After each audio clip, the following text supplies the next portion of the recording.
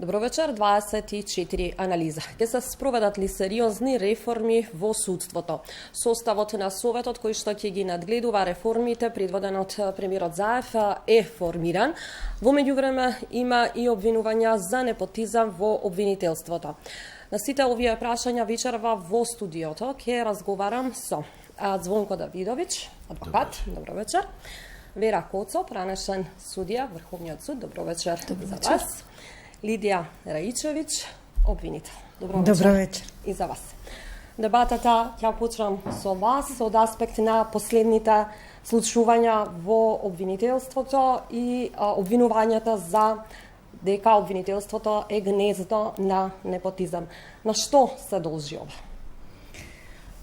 Ова се должи на одлуката да се позборува за одредени состојби кои што му пречат на обвинителството, кои што може би јас ги испровоцирав, но тие се евидентни и имаат за единствена цел да придонесат во овој процес на реформи кои што следува да се надминат како такви, за да обвинителството го добие своето место кое што го заслужува, бидејќи институцијата во која што работам е една стамена, вечна, постојана и заслужува особено внимание и заслужува да биде пример во општеството. Јас се надевам дека овој процес на реформи, кој што ќе следи, ќе му даде ваква позиција на јавното обвинителство и наспроти сите оние превирања кои што се случуваат во подолг временски период и наспроти перцепцијата дека ниедна важна работа во нашава држава не се случува без секојдневно да не се спомне името на јавното обвинителство, ќе придонесе да вниманието на Советот за реформи биде насочен кон патолошките состојби да непотизмот го нема, да нема облици на неправда, да нема облици на гасење на доверба, да нема облици на атакување по обвинители, туку да се трудиме сите заедно да изградиме и кадри, и функционален обвинителски систем, и организационен таков, на кој што граѓаните ќе можат да се диват. Дали само изборот на внуката на Колаштериев го испровоцира ова обвинување за непотизам? Не.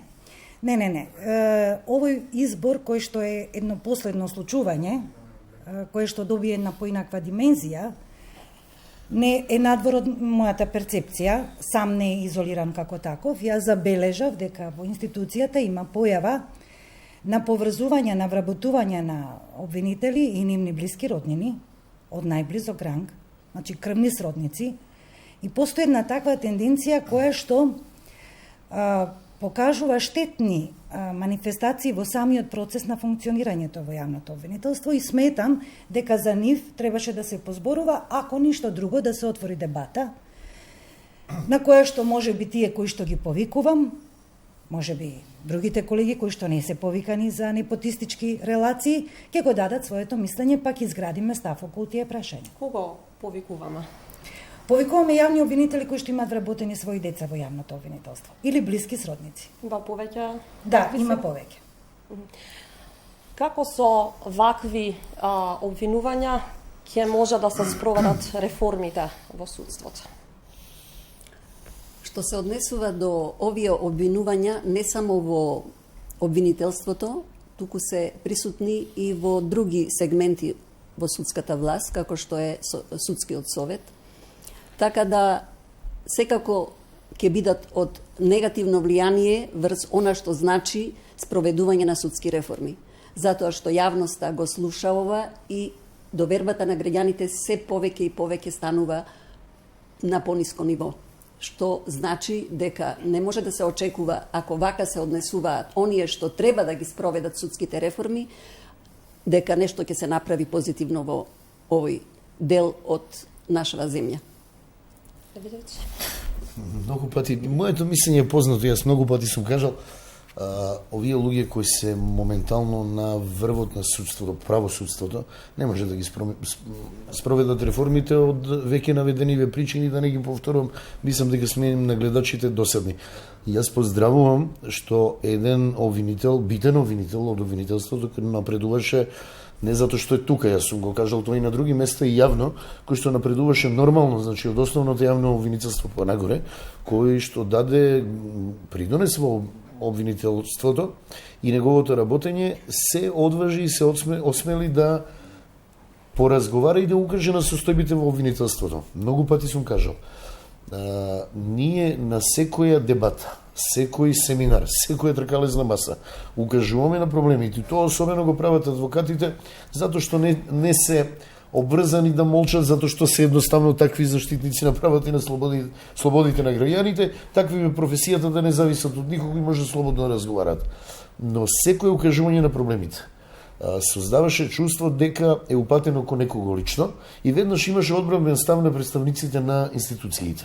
Токму тоа го укажува и обвинителката, затоа што секоја критика, секој обид да се подобрат состојбите, се сваќа лично и се сваќа дека е упатено кон некого, за некого да му ставиме етикета. Не е, само е борбата да напредуваме, односно состојбите повеќе да не бидат вакви какви што се, а состојбите се катастрофални.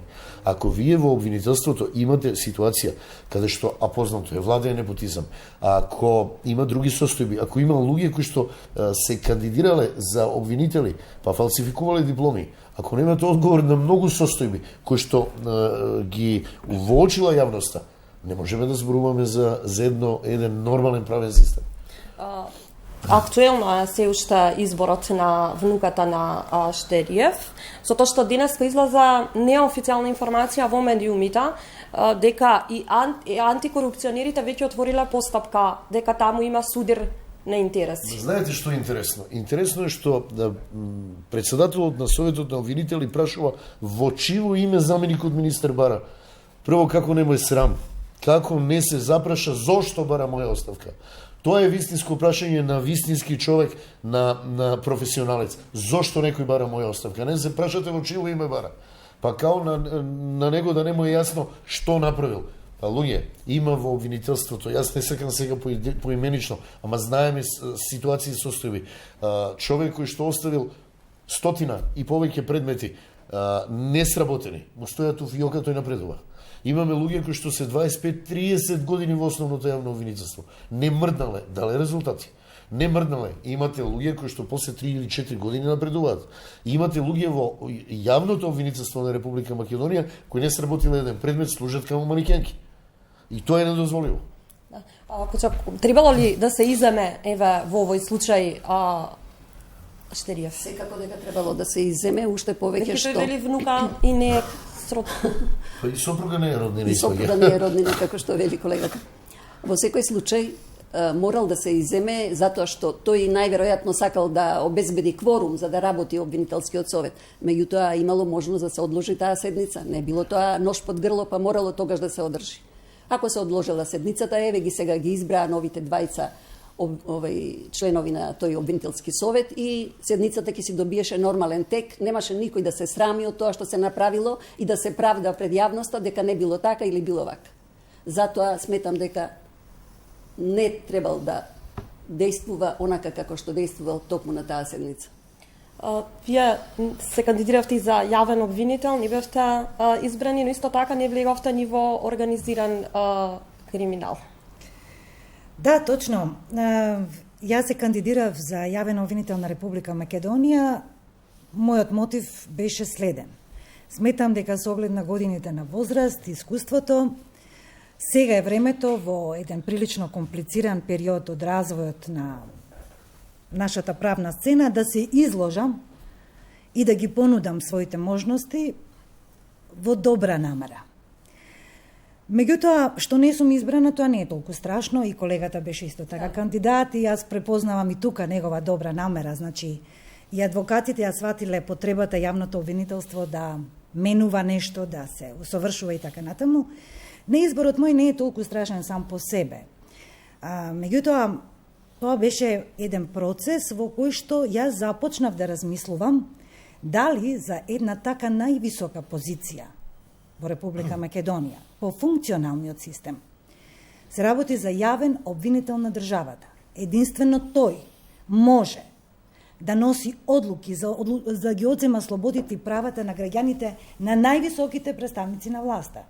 Тоа е огромна концентрација на моќ. И таа процедура за избор на јавен обвинител бараше еден стамен, еден достоинствен процес. Имавме специфична ситуација, се јавија многу кандидати. Меѓутоа, токму Советот на јавни обвинители беше ставен на испит. Тие членови на Советот треба да покажат дека нивото на развојот на јавно-обвинителската институција го следат во чекор, дека таму седат луѓе вредни да препознаат кандидати, не е важно дали ќе ги изберат, но процесот ќе го спроведат така да пред јавноста створат впечаток дека се избира најдобриот. Од приемот на тие кандидати, од анализирањето на нивната биографија, на тоа што го нудат, да побараат некаков проект, знаете, и тоа е реформа. Ако го менувате првиот човек на јавното обвинителство, мора да побарате од него визија што тој ќе менува, како ќе управува со таа институција, кои се неговите перцепции, какво е неговото истражување, кои се неговите искуствени можности. Немаше кој тоа да го побара од кандидатите.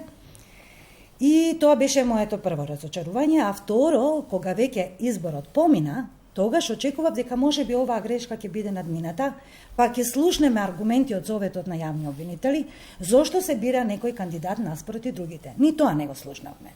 Што значи? Таквиот процес на стихино, премолчно, нејасно избирање на кандидати создава и придонесува за недовербата.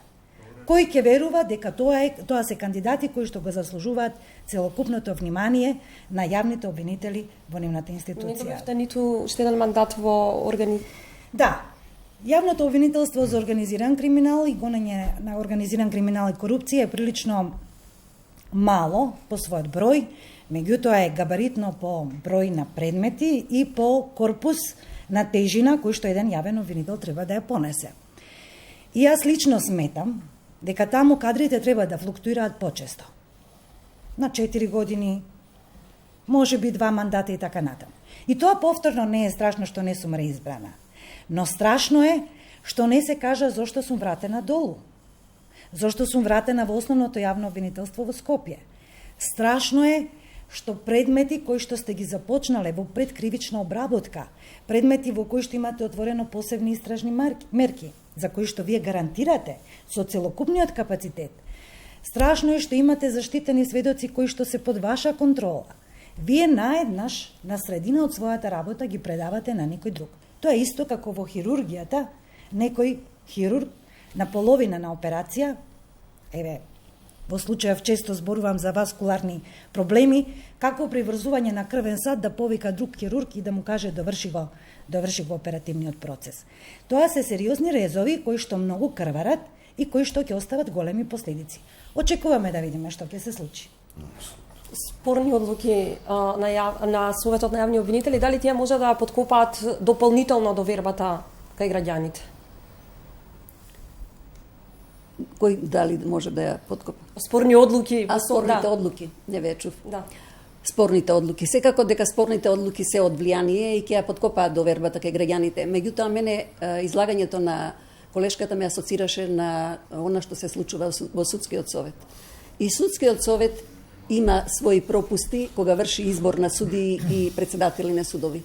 И таму се избира некој според нив дека е најдобар, меѓутоа не се кажува зошто не е избран другиот што е исто така добар или може би подобар, затоа што нивните одлуки содржат ранг листа и ги содржат сега новите нивни одлуки, така ги прават за избор, содржат сите квалитети, односно бодови кои што ги добива еден кандидат, дали е за председател или за судија, не е важно.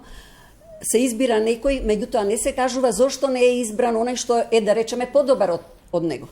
Тие одлуки изостануваат. Не само кај нив што ќе се подкопа довербата кај граѓаните, таа е веќе подкопана, да не се лажеме, туку уште повеќе ќе биде подкопана. Истото се случува и со Судскиот совет. И заради неговите одлуки и неговото постапување, довербата кај граѓаните е на најниско ниво што може да се замисли. Не видете? Апсолутно, ја мислам подоле од ова не може веќе. Не знам, може да ме демантираат за жал и Судскиот совет и Советот на обвинители. Знаете како се претворија во едни монструозни тела кои не одговараат никому. Тоа е страшно. А имаат многу битна улога во општеството за да ја гарантираат самостојноста како на судството, така на обвинителството, не одговорија на своите задачи. Едноставно, чувството, перцепцијата надвор е дека ги штитат своите лични интереси што повеќе можат и интересите на еден мал круг на блиски луѓе, што е недозволиво. При избор, многу пати сме кажале во емисиите, ние немаме критериуми за избор на обвинители и критериуми за избор на судии. Вие немате, она што го каже и обвинителката и судијата, немате критериум по кој ќе покажете дека тој кандидат на вистина е подобар од сите други кандидати. И зошто се кандидатите така рангирани? Ова е потребно за да имаме правила на игра.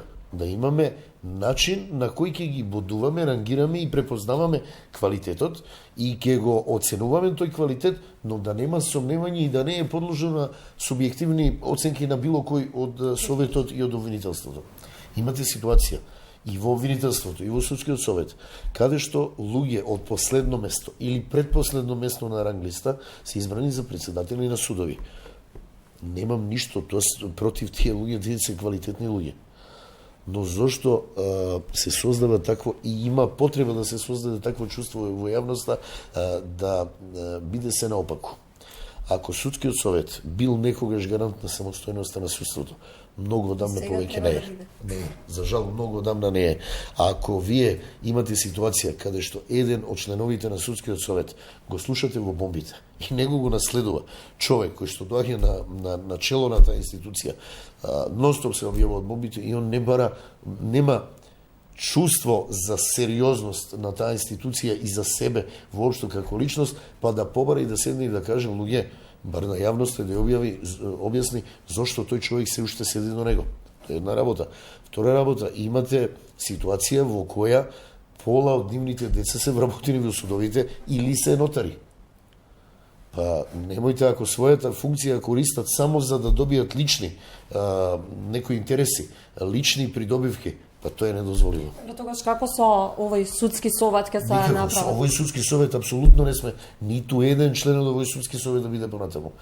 Ако имате ситуација во која сте довеле ова судство, ако Прибе напишал во извештајот дека еве ќе ви кажам конкретен и предмет, јустиција не е производ на неспособноста на судиите, него на лошото менаџирање и управување со судството. Па како ќе оставите било од луѓето таму? Ако целата меѓународна и домашна експертска јавност укажува на сето она што се случува, како може било кој човек од нив да биде? Проблем е што во законот не беше предвидено, многу лесно се предвидува начинот кој ќе понесат одговорност и ќе бидат разрешени. Од овој аспект по однос на нивната одговорност, многу е проблематично тоа што Законот за судски совет не предвиде како и на кој начин можат членовите на судскиот совет да бидат да бидат одговорни за она што го прават. Имено, уште во 2005 година со амандманот 28 беше предвидено дека членовите на судскиот совет, односно делот за нивната одговорност треба да биде регулиран со посебен закон. Меѓутоа, од тогаш па до ден денес се донесоа повеќе закони за судскиот совет, измени, дополнувања и така натаму, меѓутоа ниту еден закон не предвиде каква ќе биде нивната одговорност и во кој случај тие ќе одговараат. Така судскиот совет остана заштитен. Само тој во државава не одговара пред никого, што е жалосно. Меѓутоа, треба да се напомене и ова. И другите власти не направија нешто специјално околу тоа. Еве од кои причини. Иако судскиот совет поднесува годишен извештај за својата работа, го поднесува до собрание и собранието треба да го усвои или да не го усвои. Јас не знам дека во собранието некој пат течела некоја дебата која што на еден аналитички начин би пристапил кон она што значи работа на судскиот совет. Дали тие својата функција ја исполнувале или не ја исполнувале. Не се зборувало. Ако се усвојува годишниот извештај и тука завршува. Меѓутоа, во законот е предвидено доколку не се усвои, тогаш може да се расправа пред органите што ги избрале тие членови на судскиот совет. Односно 8 души се избрани од собранието, а останатите се бираат на судски избори. Проблематично е тоа како ќе одговараат оние што се избрани на судски избори, затоа што треба тогаш да се свикува седница и тоа не е регулирано дословно во законот како треба да се изведе, па заради тоа можда и настана овој куршлус, на некој начин не се отиде на одговорност на ниту еден од нив. Пропустот што е направен 2005 година, мислам дека треба да се исправи и се надевам дека во новиот закон за судски совет, кој што е во процедура, дека ова прашање ќе биде разрешено. Инаку не сме направиле ништо. И понатаму, не само овој судски совет, и понатаму некој судски совет може да се доведе во ситуација да се расправа за неговата, односно да биде ставен на тапет дека членовите на судскиот совет не ја вршеле својата функција како што треба.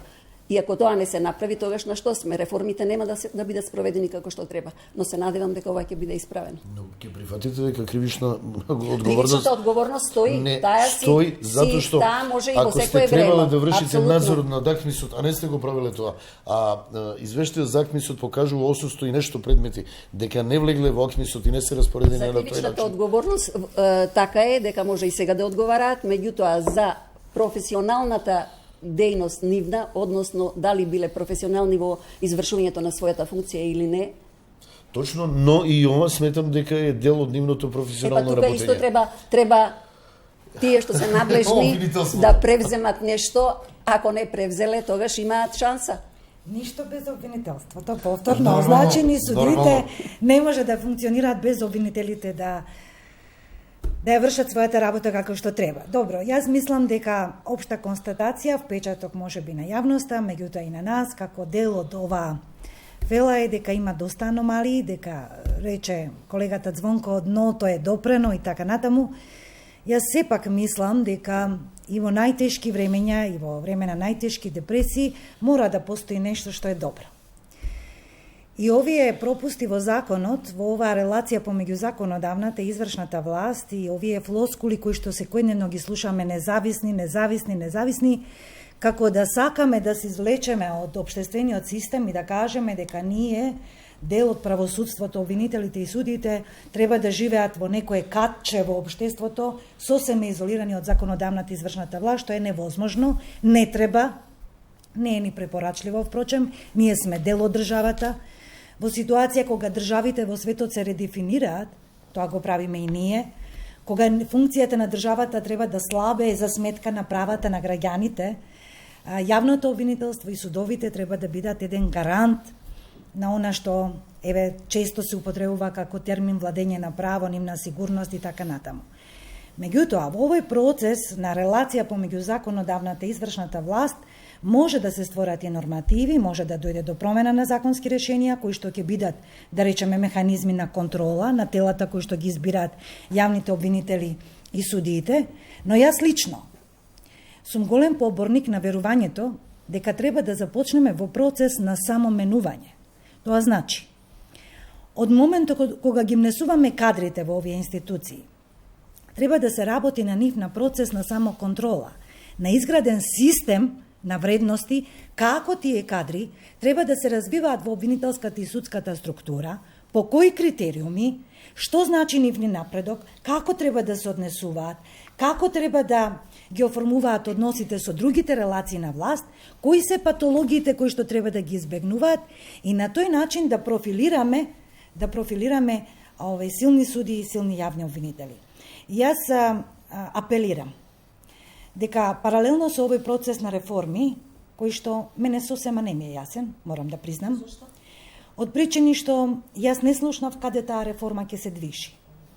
Може би е тоа нападствие на Прибе, може би е тоа проект на владата, може би е тоа проект на некоја поширока група на интелектуалци, но сепак јас очекувам да слушнам која е анализата за да се носи реформа, свота анализа, што било добро, што било лошо, кои се точно аномалиите кои што треба да се надминат, по која методологија, врз основа на кои ресурси, врз основа на кои капацитети интелектуални ќе се предлагаат решенија, што таа реформа ќе значи на институционално ниво, дали во моето обвинителство реформата ќе значи инкорпорација на специјалното јавно обвинителство во обвинителската структура и толку, дали реформата ќе значи менување на функцијата на јавните обвинители, дали таа реформа ќе ги допре начелата на хиерархија и субординација, дали може би нешто ќе се случува со висшето јавно обвинителство и редица други прашања, да не ве оптеретувам и вас и јавноста. Но, најмногу што очекуваме сите, тоа е какви импликации од таа реформа треба да видиме наскоро, нели?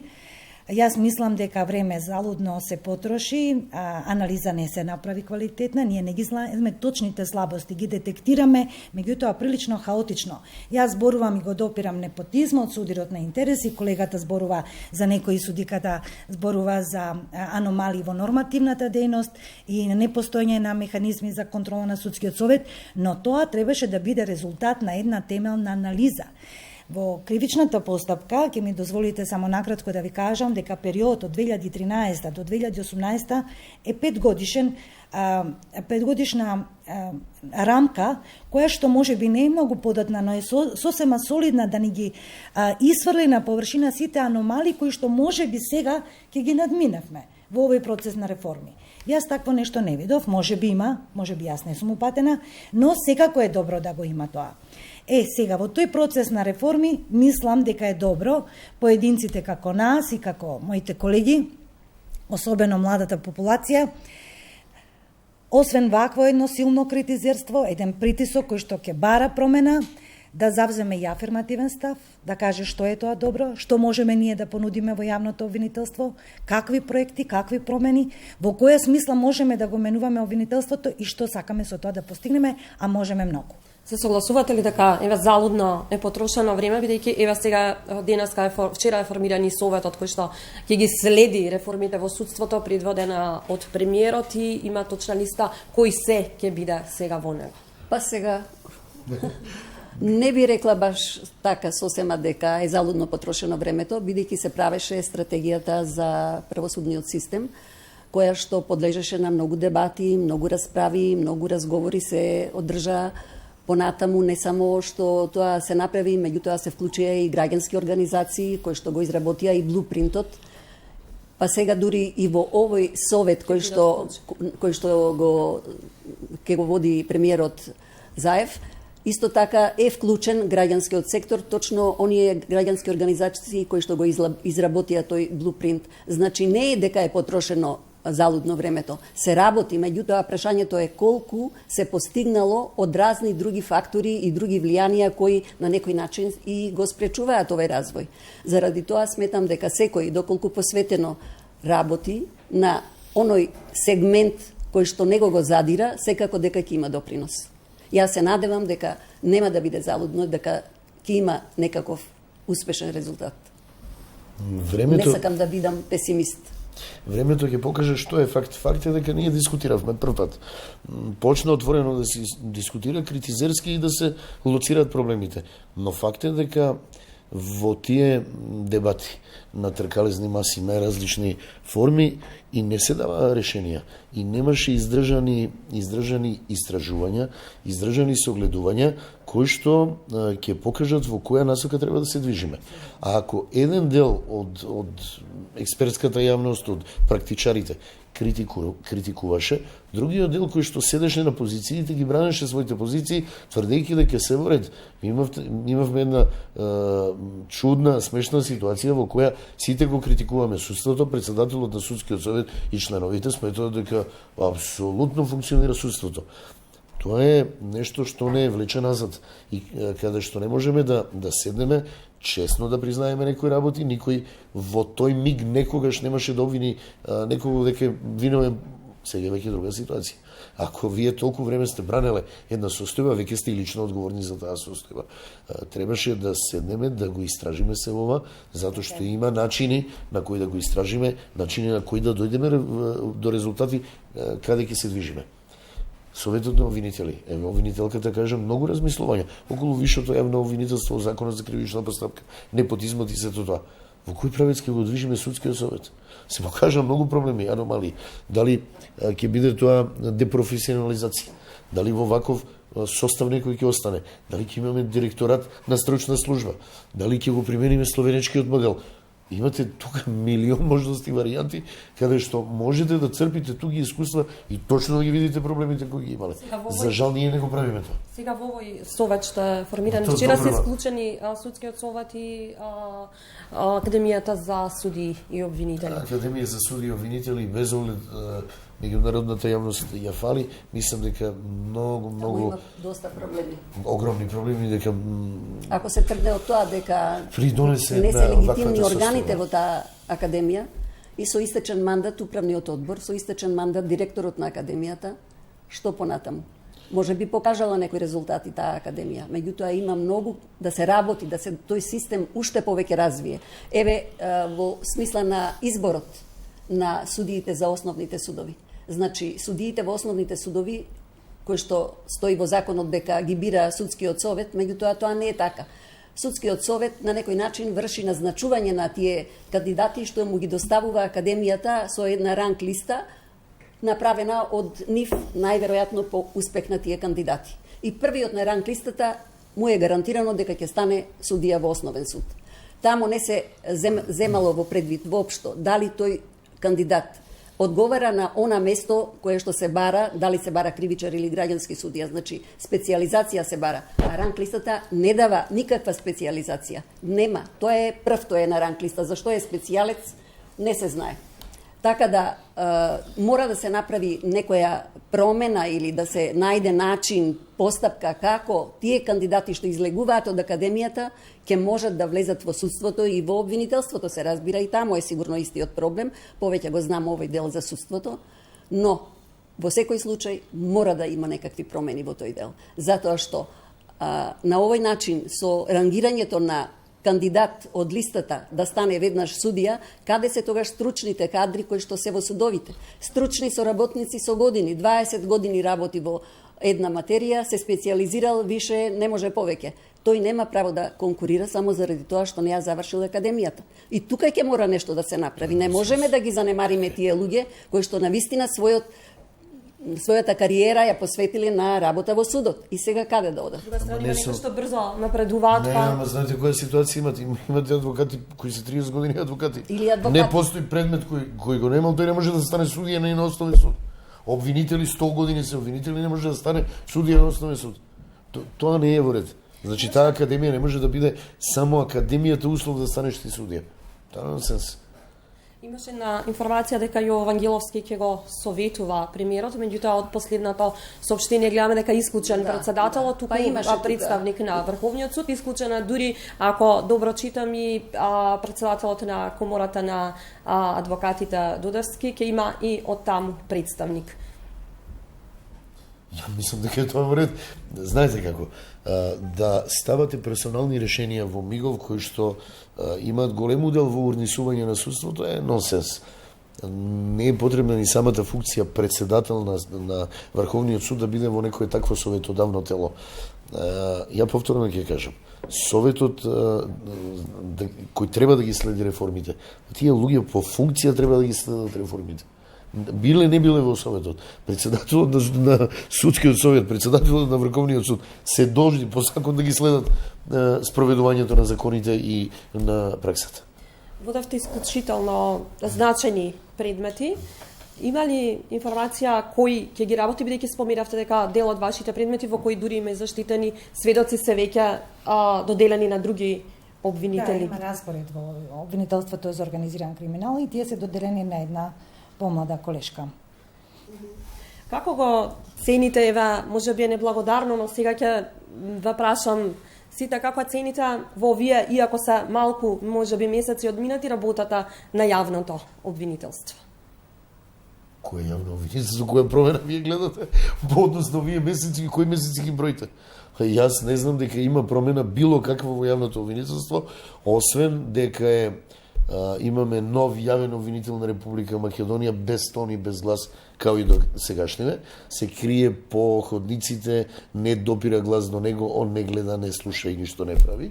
И имате уште една ситуација каде што ќосето е тргнат од пред судовите, па не ги плаши обвинителите и судиите. И ја друга разлика не гледам во мигов. Апсолутно никаква. Да, се согласувам дека обвинителството на овој начин како што действува, без нешто да превземе кое што ќе ги задоволи оние што слушаат најмногу тие довербата на граѓаните, каде е во овој случај? Никаде. Значи, не се превзема ништо, се сменија некои личности, меѓутоа ситуацијата бар за сега е таква каква што е.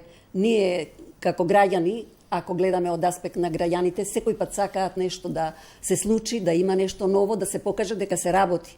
А во случајов све е замрено, све се као се спрема, се работи, меѓутоа треба да се покаже. Извинете, но тоа едноставно не е точно.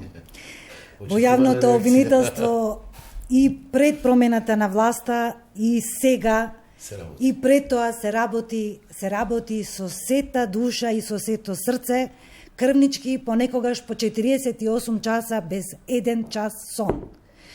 Се работи многу предано, се работи многу тешко, но досега никој работата на јавните обвинители ниту имал потреба, ниту ја представил на граѓаните за да они знаат што е еден јавен обвинител. Да се изборите, да се изборите и да презентирате. Апсолутно, да. Колегата е присутен во обвинителството и знае што прават јавните обвинители. Не е ништо замрано таму во работата. Граѓаните знаат кога доаѓаат кај јавните обвинители, што работат тие, понекогаш им се смачува кога го гледаат јавниот обвинител, колку многу работи тој всушност. И тој процес ќе продолжи независно кои реформи ќе се спроведат, кои ќе бидат членови на Советот, кои ќе бидат старешини на јавно обвинителската институција, затоа што тоа е сепак институција. Работи по прием на предмети. Но печатокот ќе го градат поединци. За жал, ние примаме таму и луѓе кои што не заслужуваат да бидат јавни обвинители, не затоа што имаат некаква мана, туку за оваа работа за неетичка во правото, која што ја на студентите најчесто им викаме филигран. Земате и од сребро правите шара, која што е најтесна, употребувате два закона. Еден е кривичниот, другиот е законот за кривична постапка и одите не толку во ширина, но во длабина. Секој зборче, секоја запирка треба да знаете каде ќе ја ставите. Секој збор што ќе го изговорите треба да знаете какво значење има. Секоја ситуација треба да ја препознаете дали може кривично да се обсервира и како ќе ја третирате во кривичната постапка. Работите со тешките луѓе кои што западнале во најтешки конфликтни ситуации, со огромен број на обвинети кои што треба да ги сместите во некој систем на обработка. Во основното обвинителство се работи на увиди, па не знаете во кој делот од денот и ноќта ќе ви се случи сообраќајка, ќе собирате цела ноќ изнутрици и делови парчиња од мозок. Тоа така е, колешке, јас се надевам, меѓутоа немојте, али така е. Самите кажувате дека имате проблем. Еден случај да затаи, веќе јавноста добива друг печат. Ние зборуваме броењето на месеците. Сигурно дека вие работите. Криминалот се гони, но броењето на месеците, што каже водителката, нема разлика во тие месеци, години изминати и сегашни, затоа што ниту еден од проблемите кои се релоцирани не се решени. Ниту еден од проблемите не се седнало да се поразговара и да се надминат. Тие проблеми го ордисуваат сето на работење на поединците. Да, има проблеми, не ми дозволивте, ве заморив со набројувањето на обвинителската тешка работа, па не го допрев судницата. Судски луѓе знаеме дека е тешка и едната и другата работа. Кавките што ни се случуваат кога се наоѓаме на спротивните страни, колку енергија се црпи при тоа. И сакам да кажам, и од сега натаму можеби почесто ќе зборувам, дека јавно обвинителската е тешка, но преполна со адреналин, вредна да се работи, заслужува голем респект и огромна почит. Апсолутно, се работи, предано се работи. Се прават огромни грешки, имаме големи проблеми, но јас мислам дека ќе ги решаваме парче по парче и дел по дел. Апсолутно, факт е дека криминалот се гони, но пак ќе кажам, има таму исклучителни поединци и набројавме проблемите, дел од проблемите кои го мачат обвинителството. Се дека не седеме и грешиме тие проблеми, ќе биде перцепцијата во јавноста таква и за судството. И во судството има не се смени перцепцијата. Така, и во судството има луѓе кои што предано работат. Знаете и вие. Синоќа имавме една синоќа пред некој ден една чудна ситуација каде што специјалната јавна обвинителка ги критикува адвокатите што правеле све во судница. Вие сте свесни колку пати ние се расправаме и вие треба да влезете спремни во судница и да предпоставите што ќе направат адвокатите, како што ние предпоставуваме што ќе направат обвинителите. И во тоа е умешноста и убавината на нашето работење. А не кога ќе влезе обвинител ние да се онесвестиме за специјалното јавно обвинителство го добие предметот. И ние да бидеме мртва природа. Тоа едноставно не е во ред. Не случајно. Предизвик е да се охрабрат адвокатите да бидат што е можно по упорни настојчиви, креативни во практикување на адвокатската вештина, да домислуваат начини како да издействуваат одредени позиции или градат стратегии, и на тоа јавниот обвинител да може да се спротистави. Тоа е највистина круната сршта на нашата работа, која што предизвикува големо задоволство. И постојат надмудрувања во делот на тактиките, така да замолници од тој тип мислам дека не се упатни на вистина. Лошо е што ретко разговараме за тоа овде во дебатните емисии. Луѓето многу малку знаат за тој дел од нашето работење, да се представи, затоа што е најголемиот дел од енергијата ние губиме околу вакви работи додека дојдеме во судница. Дали последниот случај кој што е актуелен во јавноста со нападот на полицајката од страна на партискиот функционер? Мислите пајакот што е напад на полицајката? Вербално беше нападнат од официјалниот извештај на МВР. Ќе посочам дали тој ќе биде тест сега за јавното обвинителство. Реки случајата там. Ама не, знаете како, тоа е еден од случаите кои новинарите се интересирале и е во јавноста битен. Имате многу случаи во јавноста за кои што јавноста и не знае. Имате многу сериозни кривични дела за кои новинарите јавноста не пишуваат. Имате педофилија, имате родоскранавање, имате страшни кривични дела за кои едноставно јавноста не знае. А кои што течат, се работат. Овде на испит ќе биде МВР пред се. Ако вие имате полицаец кој што, условно кажано, јас не знам што ќе покажат камерите. Ако не ја кажува вистината, тоа е голема срамота за Министерството за внатрешни работи и нивните припадници, кои треба да санкционираат други луѓе кои не ја кажуваат вистината или не се однесуваат според нормите, па да ги предадат на обвинителството, а овој да подигне обвинение пред суд. Држава паѓа во тој случај пред еден партиски функционер. Ма вие е падната, како не сваќате дека партиските функционери кои ги терети специјалното јавно обвинителство не се во притвор. Сите други поситни риби кои што ги терети основното јавно обвинителство во притвор. Веќе се паднати и маските, паднато и нивото и критериумите, секому е јасно, ако си партиски припадник и имаш книжка, ти си заштитен. Тоа е она против што се бориме. Не може луѓе кои што се високо на општественото скалило и позицијата да имаат еден третман, а имаат. Зошто специјалното јавно обвинителство има 18 месеци да истражи многу сериозни кривични дела. И за 18 месеци против тие луѓе, ако не дојде до некоја реформа, не може да биде подигнато обвинение. А против директор на градинка, кој го гони основното јавно обвинителство, тој предмет застарува за 10 години. Па каде е тука еднаквоста? Тоа не е уред. Гледате на овој случај со нападнатата полицајка. Со нападнатата полицајка навистина не знам како да гледам, бидејќи вестите што ги слушнав на телевизија беа многу противречни. Еднаш прво се кажа дека била нападната, потоа таа рече дека не е нападната, дека се удрила, дека се удрила од пајакот, така да сето тоа остава сомнение. Јас како граѓанин сега го гледам овој случај, бидејќи не сум запозната поконкретно со тоа што се десило, и навистина и јавното обвинителство, а пред се полицијата, овдека треба да бидат на едно високо ниво и да ја истераат правдината на чистина. Во една европска држава, градоначелник на еден град, голем град, во пијана состојба возејќи бил запрен од полицаец, кој што побрал да го легитимира и бил испсоен и извреѓан од градоначалникот. Утредента, градоначалникот мораше да се извинува јавно на сите телевизии на полицајецот и беше казнет со огромна сума на пари. Градоначалник, не е обичен партиски функционер. Тоа е она за што се бориме и како треба во нашата држава да биде. Обвинител? Истото прашање, јас сум сепак јавен обвинител. Без да видам записник за увид, исказ на оштетена, јас нема да коментирам на вистина ништо. И слики, и така натаму, повреди, медицинска документација. Значи, немојте да се сомневате. Јавниот обвинител и по закон, и по доктрина има капацитет да открие секое кривично дело. Без разлика дали е од група на крвни деликти, најтешки убиства, не знам какви организирани групи или политички криминал кој што постои некаква тенденција да речеме да се скрие. Јавниот обвинител може се ако сака и кога ќе има капацитет да го направи, личен, интелектуален капацитет да го направи тоа. Така да, ако доказите упатуваат на тоа дека е сторено кривично дело, одговорност треба да има секако. Друга страна, деновива почна и случајот подкуп после 2 години. Што покажува ова за судството? Ама не, ситуацијата е иста, нема разлика. Значи, не ги гледаме ние предметите кој е во прашање во смисла дали обвинет актуелниот премиер, предходниот премиер. Состојбата иста, зарем не гледате дека сите тие судски предмети трајат, дека се одлагаат рочиштата и дека резултат на крај немаме.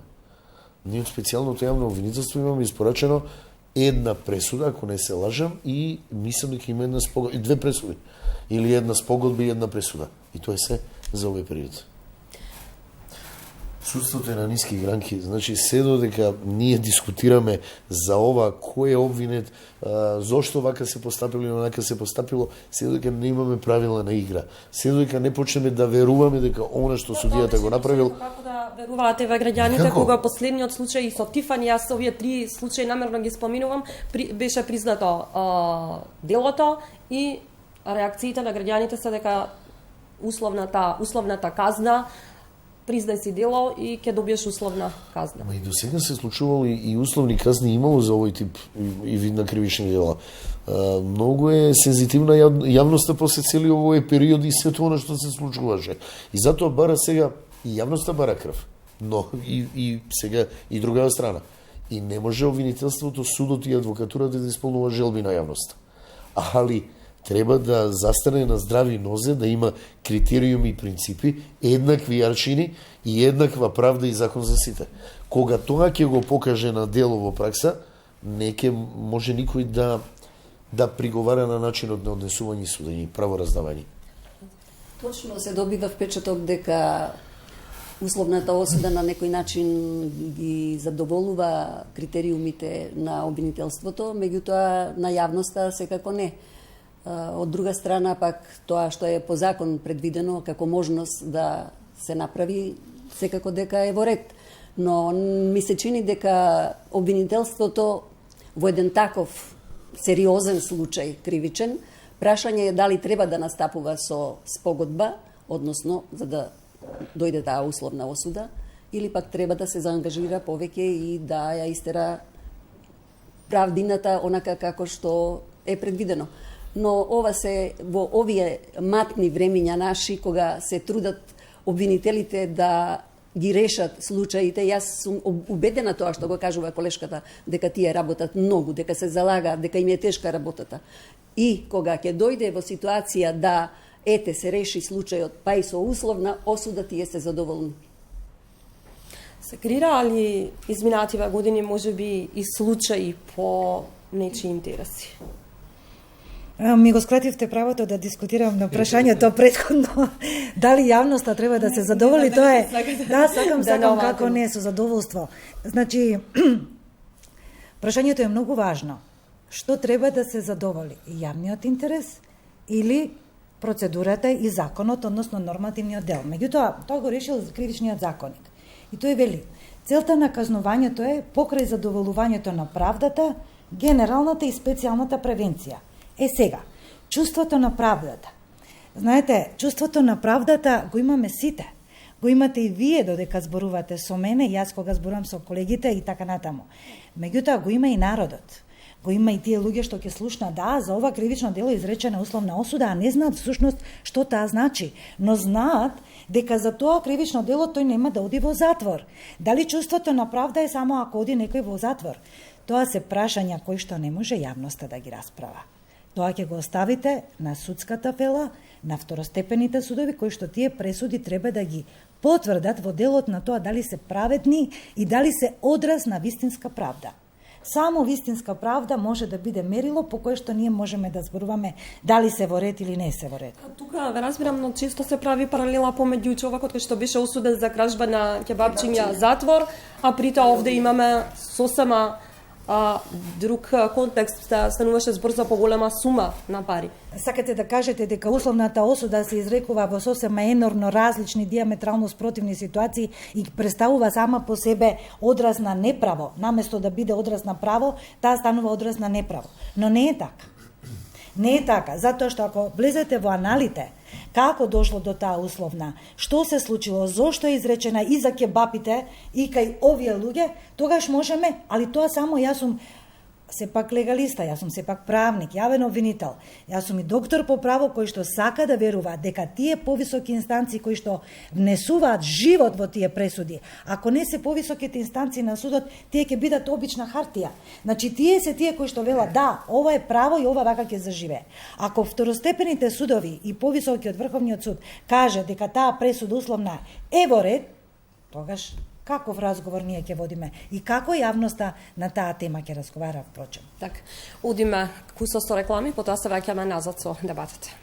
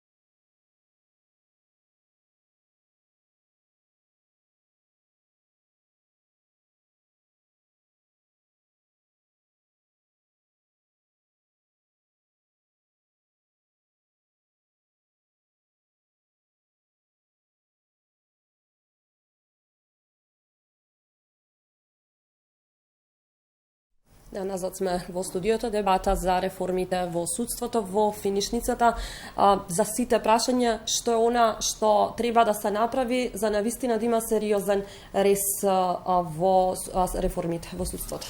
Ја мислам дека веќе ги лоциравме проблемите и начините и како да се реши целокупната криза само со разговор, со спротивставување на аргументи каде што ништо нема да се смета дека е вперено лично, него во интерес на напредокот на нашето судство, кое некогаш било навистина на многу високо ниво и добивало значени признанија и меѓународни, да го вратиме на истите патеки, но ќе мораме да воведеме правила на игра, еднаквост, правичност и секој да има одговорност за своето работење. Ако еден инженер, премиер, лекар, кого сакате, било која професија има лична одговорност за своето работење, тоа треба да го имаат и судиите, обвинителите и адвокатите. Граѓаните тогаш повеќе ја веруваат во судските присуди, па нема да имаме... Морам само уште секунда една да кажам дека јас се согласувам преска ова обвинителката што кажа дека мораме да веруваме на повисоките пресуди, но има ситуации во кои мораме да дискутираме за тие пресуди, особено стручно. Еве на кратко ќе кажам, во Република Македонија се случи еден преседан опасен кој ние не го гледавме. Во судењето на Big Fish Тони Денковски се определи притвор додека се по жалба враќаше од Врховниот суд, он беше на издржување на казна. Тој период додека беше на издржување на казна, после не беше признат во притворот. И тоа е страшно лош преседан и лоша одлука. За која понатаму ќе дискутираме. Па би рекла дека е потребно да се донесат оние закони кои што се уште не се донесени, како законот за судовите, Законот за судски совет, Законот за бесплатна правна помош, Законот за заштита на сведоци се уште не е донесен, е во процедура, меѓутоа не е донесен. И со донесувањето на тие закони се надевам дека ќе содржат такви решенија кои што ќе помогнат не само на судиите и на обвинителите и на адвокатите и на сите оние чинители кои го представуваат системот во оваа држава, правниот систем во оваа држава, и секако се надевам дека ќе се врати довербата кај граѓаните, што е најважно. Обвинителка, вие на почетокот и споменавте дека не е важно што не сте дел од организираниот криминал, што не добивте уште еден мандат, но сепак за крај ќе ве прашам, постои ли можеби друга заднина поради вашиот неизбор? И тоа бара истражување. Јас можам да се сомневам, јас можам да зборувам на база на впечаток, но можам и да аргументирам, но сега нема да го направам тоа и нема да изведувам заклучоци, зошто точно не сум избрана, се до оној момент додека не видам како секој поединечен член на тој совет гласа. Колку бодови ми дал, по кој основ не сум добила доволно бодови, така натаму, па тогаш ќе ги извлекуваме онака обвинителски заклучоците со една анализа и селекција на доказите.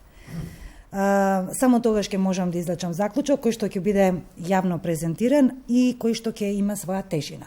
Вака на база на предпоставка, не, затоа што јас оваа институција ја сакам. Јас сум го посетила најголемиот дел од својот живот професионален во неа и посакувам се најдобро. Ризикувам да делувам во своето зборување утописки, но се надевам дека многу брзо, може би како резултат токму на оваа реформа која што ќе следи, во јавното обвинителство на Република Македонија ќе има обвинители кои што ќе ви биде импресија да ги сретнете, да се вдахновите со нови сознанија, да ги гледате како личности кои што пленат со карактеристики, затоа што знаете јавните обвинители мора да имаат карактеристики особено за нив специфични, да бидат и добри луѓе, да бидат и добри пријатели, да бидат и прилично пријатни на најтривијални, на најлоши однесувања, да одговараат прилично интелигентно, но остри во зборот и остри во постапките кога се работи за сечење на правдата.